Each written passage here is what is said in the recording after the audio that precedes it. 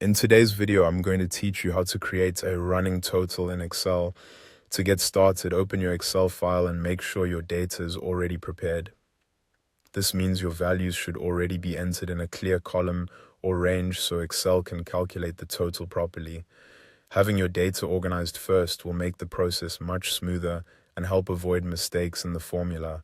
Once your file is open, click on an empty cell where you want the running total to begin. This is usually next to the first value in your dataset. In that cell, you'll enter a formula that builds the cumulative total step by step. Type equals sum, then open a parenthesis. After that, click the cell containing the first value in your list. You need to make this first cell an absolute reference, which means it stays locked as you copy the formula downward. To do that, place a $sign before the column letter and another $sign before the row number. Then type a colon and select that same first value cell again, followed by a closing parenthesis. What this does is tell Excel to begin summing from the fixed starting cell up to the current row.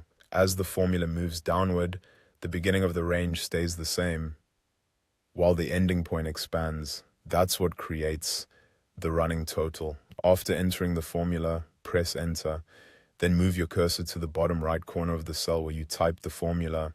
When the cursor changes, click and drag the formula down through the rest of the rows until you reach the last value in your dataset.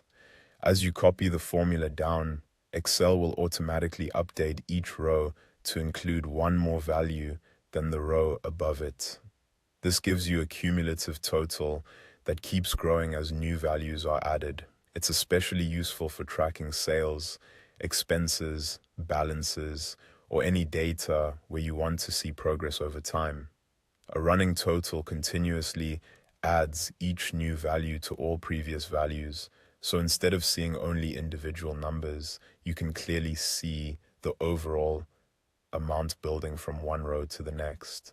This makes trends much easier to understand at a glance.